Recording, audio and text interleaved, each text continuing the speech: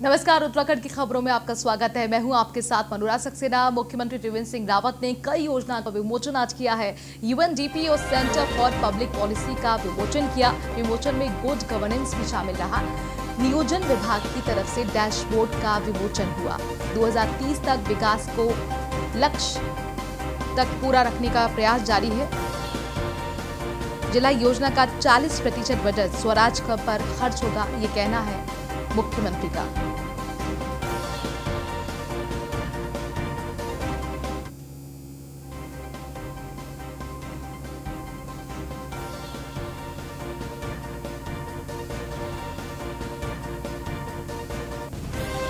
मुख्यमंत्री त्रिवेंद्र सिंह रावत ने कई योजनाओं का आज विमोचन किया है। यूएनडीपी और सेंटर फॉर पब्लिक पॉलिसी का विमोचन किया गया। विमोचन में गुड गवर्नेंस भी शामिल रहा।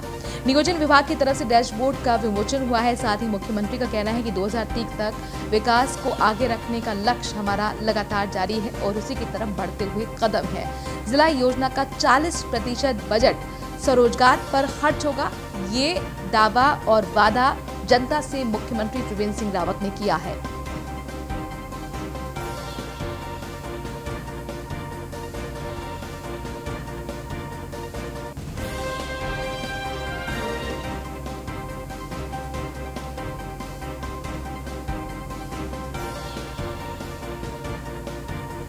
मुख्यमंत्री त्रिवेंद्र सिंह रावत ने कई योजनाओं का विमोचन किया है। यूएनडीपी और सेंटर फॉर पब्लिक पॉलिसी का विमोचन किया है। विमोचन में गुड गवर्नेंस शामिल रहा है। नियोजन विभाग की तरफ से डैशबोर्ड का भी विमोचन हुआ। साथ ही मुख्यमंत्री ने भरोसा दिलाया है कि 2030 तक जो विकास है उसको लगातार आगे रखा जाएगा और उस विकास तक पहुंचने का कोशिशें लगातार जारी रहेंगी। जिला योजना का 40% बजट स्वरोजगार पर खर्च करने की बात भी मुख्यमंत्री ने कही है।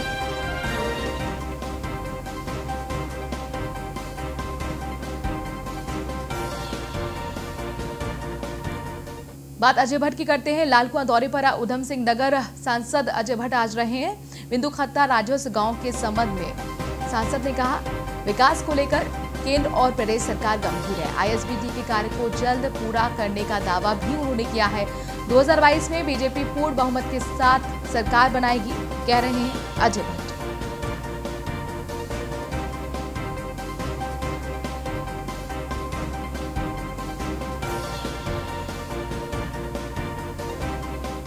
शासन को कहीं पर कोई बड़ी अनहोनी ना हो जाए, इसलिए पानी और ऐसी चीज़ें प्रयोग करनी पड़ती हैं। इसलिए किया होगा। सरकार का कोई आदेश पानी का बौछार करने का नहीं है। एक मैं ये बता दूं, किसान आंदोलन में मेरे किसान भाई कैसे नहीं समझ पा रहे हैं, जो लोग उनको समझा नहीं पा रहे हैं या समझ नहीं पा रहे हैं या भड़काए जा रहे हैं। नंबर एक तो ऐसा है कि उसमें साफ एक्ट में लिखा है, जो सरकार नहीं चाहती है अपने राज्य में लागू करना, न लागू करे। तो सीधे सीधे पंजाब ने कह दिया हम अपने वहाँ नहीं लागू करेंगे इस एक्ट को, बात ख़त्म हो गई। फिर जब है ही नहीं कुछ, वहाँ सरकार लागू कर ही नहीं रही है वहाँ की सरकार, तो फिर तो आंदोलन होना ही नहीं चाहिए था पंजाब।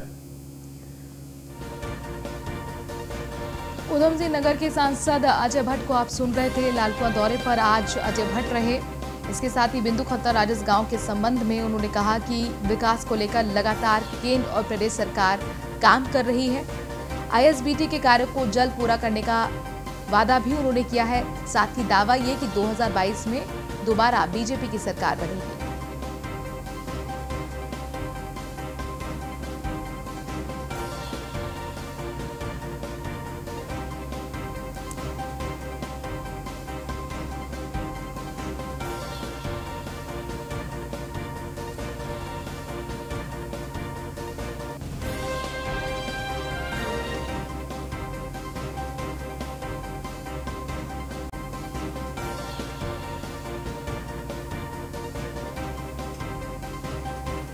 और हैदराबाद के नाम बदलने को लेकर सियासत गर्मा गई है। उत्तराखंड में बाबा रामदेव का बयान आया है। बाबा रामदेव राज्यों के नाम बदलने की मांग कर रहे हैं और कह रहे हैं कि हैदराबाद का हैदर से कोई लेना देना नहीं है। मुगलों के नाम पर जो नाम रखे गए थे उन्हें बदलना चाहिए। हैदराबाद के साथ सभी नामों को बदला जाए। कोरोना से बचने के लिए भी योगी जिस तरीके के काम कर रहे हैं वो बेहतरीन है और उन्होंने कहा कि योग एक रामबाण है कोरोना से बचने का। ये सच है कि कोरोना की रफ्तार बहुत तेजी से बढ़ रही है। लोग सोशल डिस्टेंस का भी पालन नहीं कर रहे और एक साथ पांच त्योहार आए तो लोग मास्क पहनना भी भूल गए। लेकिन मैं सबसे कहूँगा, अभी भी 2 गज की दूरी, मास्क है ज़रूरी। और जब भी पब्लिक के बीच में रहते हैं, अनजान लोगों से मिलते हैं, अनजानी चीज़ों को छूते हैं तो सैनिटाइज कर इस्तेमाल करना चाहिए। अभी हम दुनिया के 150 देशों में अब ये श्वासारी कोरोनिल भेज रहे हैं और हमने एक बहुत बड़ा प्रयोग किया। उसका पूरा खुलासा एक दिन में प्रेस करके करने वाला हूँ। हमने कोरोना से संक्रमित किया पहले जेब्रा फिश को, और जिन जेब्रा फिश को हमने श्वासारी कोरोनिल नहीं दिया, कुछ ही दिनों के अंदर वो कोरोना संक्रमित में से 25% मछलियाँ मर गई।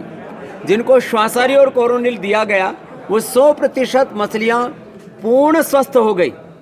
हमने एनिमल ट्रायल से लेकर के ह्यूमन ट्रायल तक का ये काम किया है। तो लोग जो संक्रमित हैं वो योग भी करें, श्वासारी कोरोनिल भी ले। जिन्हें प्रधानमंत्री जी वैक्सीन के लिए भी खुद उसकी निगरानी कर रहे हैं। लेकिन एक बात कह रहा हूँ, उसकी निगरानी और अगवानी करना बहुत बड़ी बात है, लेकिन वैक्सीन कोरोना की दवाई नहीं है।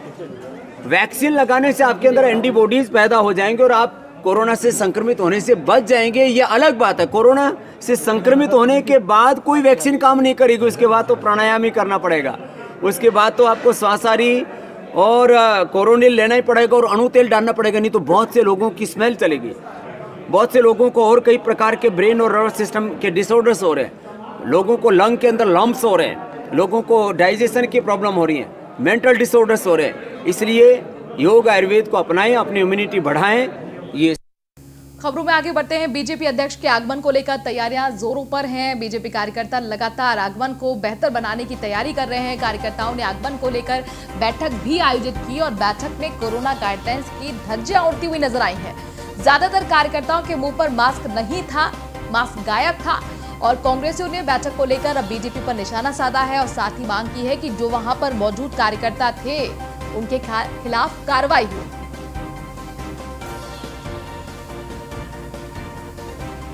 बहुत ही यशस्वी राष्ट्रीय अध्यक्ष श्री नड्डा जी हमारे बीच में 4 और 5, 6, 7 तारीख को रहने वाले हैं। उनके स्वागत की तैयारी में हम ऋषिकेश मंडल के कार्यकर्ता उत्साह में हैं और उस उत्साह को हमने और ज़्यादा बना के रखना है। हम बहुत अच्छे तरीके से कतारबद्ध सोशल डिस्टेंस का पालन करते हुए और कोविड-19 की जो भी गाइडलाइन उनका पालन करते हुए उनका स्वागत करेंगे। बहुत ही जब चुनाव आते हैं या भाजपा के कोई बड़े कार्यक्रम होते हैं तो मुझे लगता है कि कोरोना से इनकी कोई सेटिंग है। जिस तरह से ये दर्शाने का काम करते हैं, हिंदू धर्म के जितने भी पर्व हों, चाहे वो छठ पूजा हो, चाहे आज देख लीजिए कार्तिक पूर्णिमा का स्नान है, सभी गंगा स्नान के लिए रोक लगा दिए गए हैं, हरिद्वार के बॉर्डर सील कर लिए गए हैं। लेकिन भाजपा की मीटिंग, भाजपा के नेता लगातार इन सब नियमों का उल्लंघन करते आ रहे हैं। क्या इन्होंने ऐसी संजीवनी बूटी इन्होंने खा ली है कि इनको कोरोना का भय नहीं है और साथ साथ कानून का भय नहीं है। ये अपने कानून को अपने हाथ में लेके जो इस तरह की बैठकें कर रहे हैं वो अपने आप में शर्मनाक है। पूर्व में भी इन्होंने इस तरह की हरकतें करने का काम किया और अभी भी ये लगातार बिना मास्क के, मैं जो विजुअल देख रहा था, बिना मास्क के और बिना शारीरिक दूरी का नियमों का उल्लंघन करते हुए जो ये काम बैठक कर रहे हैं, ये अपने आप में शर्मनाक।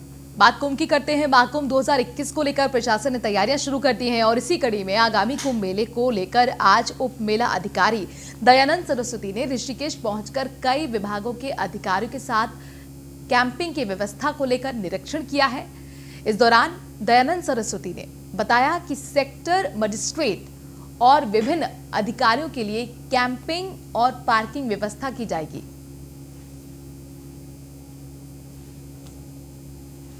क्षेत्र के जितने भी हमारे पार्किंग और कैंपिंग एरियाज़ हैं उसका हम सभी डिपार्टमेंट के साथ एक जॉइंट इंस्पेक्शन कर रहे हैं। उसमें उन कैंपिंग में, उन पार्किंग में लाइट की व्यवस्था, पानी की व्यवस्था, तमाम सफाई बैग की व्यवस्था की जो तैयारियाँ की जा रही हैं उसका एक जायजा लिया जा रहा है आज, और उसी को देखते हुए हम सभी विभागों के साथ आज यहाँ पर उपस्थित हो रहे हैं।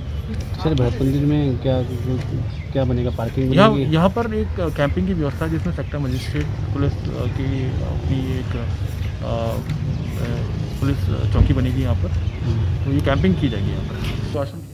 खबरों में आगे बढ़ते हैं। बाजपुर के गांव मनी मुंडिया में बीते दिनों पुलिस की हुई मुठभेड़ में नया मोड़ आ गया है, जहां पुलिस द्वारा पकड़े गए आरोपियों के परिजनों ने पुलिस पर महिला के साथ मारपीट और बुजुर्ग की टांग तोड़ने का आरोप लगाया है। साथ ही घर में रखे नकदी और जेवरात लूटने का आरोप भी पुलिस पर लगाया, जिसको लेकर परिजन उच्च स्तरीय जांच की मांग कर रहे हैं।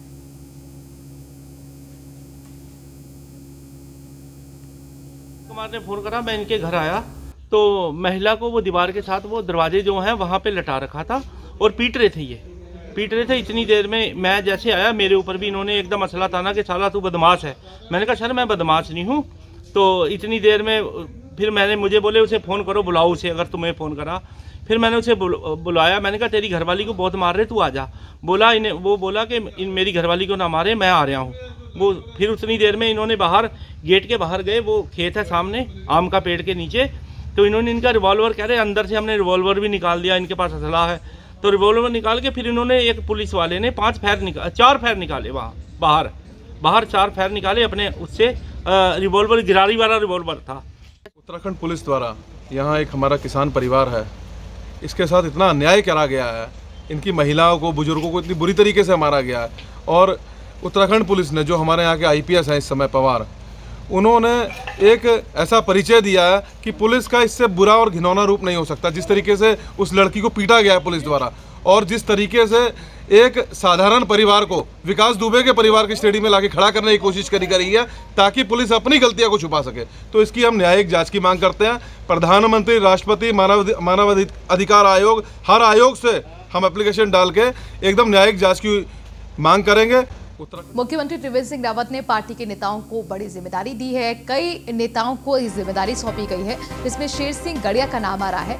शेर सिंह गड़िया को 20 सूत्रीय कार्यक्रम का उपाध्यक्ष बनाया गया है। इसके साथ ही विनय रोहिला को राज्य योजना आयोग का उपाध्यक्ष बनाया गया है। दोनों नेताओं को कैबिनेट मंत्री का दर्जा मिला। अनिल नौटियाल को औषधीय पादप बोर्ड का उपाध्यक्ष बनाया गया है।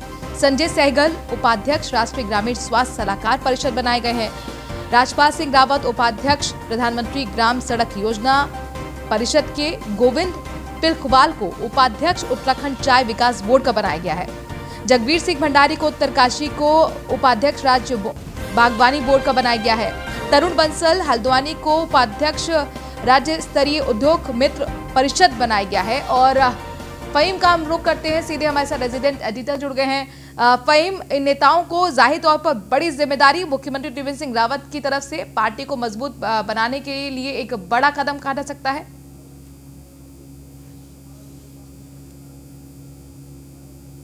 फहीम, आपको ऑडियो मिल रहा है? बिल्कुल सवाल हो रहा है जी।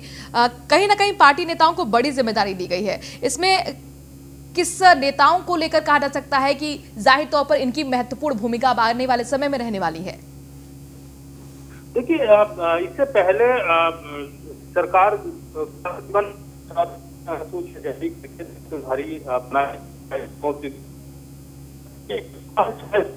एक साल का समय है, तो अब आनी है, लेकिन ये उन कयासों को एकदम से उलट एक आश्चर्यजनक तरीके से सरकार ने ये सूची जारी की है। और जो सवाल उठ रहे थे और नकारात्मक तौर पर सरकार के प्रति, उसको सीएम त्रिवेंद्र सिंह रावत ने जवाब देने की कोशिश की है। और जो पार्टी के वरिष्ठ नेता हैं, पार्टी के वरिष्ठ कार्यकर्ता हैं, और इसमें जो 11 दायित्व दिए गए हैं, और इनमें अगर हम एक चीज देखते हैं तो पार्टी के काफी वरिष्ठ और कर्मठ लोग इसमें जुड़े हुए हैं, जिनको दायित्व सौंपे गए हैं। राज्य मंत्री का स्तर दिया गया और कैबिनेट मंत्री का स्तर दिया गया है 2 नेताओं को। तो इनमें ज्यादातर पूर्व विधायक हैं, और इस तरीके से पार्टी में उनका जो संघर्ष है, उनका जो काम है संगठन में, वो उसको तवज्जो दी गई है, और उसके प्रति सम्मान का नजरिया रखा है सरकार ने। और ये जो जैसे मैंने कहा कि क्योंकि अभी 3 मंत्रियों के पद भी खाली हैं, तो अब ये सवाल और तेजी के साथ उठेगा कि क्या सीएम सिंह रावत मंत्रिमंडल के विस्तार को लेकर भी गंभीरता से सोच रहे हैं, और क्या कोई ऐसा फैसला भी हो सकता है, क्योंकि दायित्वधारियों की कौन से नेता है जिनके नामों की चर्चा चल रही है, जिन्हें कैबिनेट में मंत्री बनाया जा सकता है? देखिए, इसमें करीब आधा दर्जन विधायक हैं, जो वरिष्ठ विधायक हैं, जो मंत्रिमंडल में शामिल होने पर जिनकी लगातार चर्चा होती रही। और इसमें कि मुख्यमंत्री कई मर्तबा कह चुके हैं कि जल्दी ही इस पर फैसला होगा और आपको सूचना मिल जाएगी और समय पर सब चीजें हो जाएंगी, लेकिन वो अभी कहीं होता दिख नहीं रहा है। तो लिहाजा लेकिन चूंकि आज दायित्वधारियों की जो 1 दर्जन दायित्वधारी बनाए गए हैं, तो इससे अब ये उम्मीद भी बनने लगी है कि हो सकता है कि मंत्रिमंडल विस्तार को लेकर के इस तरीके का एक फैसला सरकार के इन पर हो और बहुत जल्दी देखने को मिले। हालांकि 1 साल का अभी वक्त है चुनाव में, लेकिन हो सकता है कि मंत्रिमंडल का विस्तार भी सीएम सोच रहे हों। जी शुक्रिया फहीम, तमाम जानकारी हम तक पहुंचाने के लिए।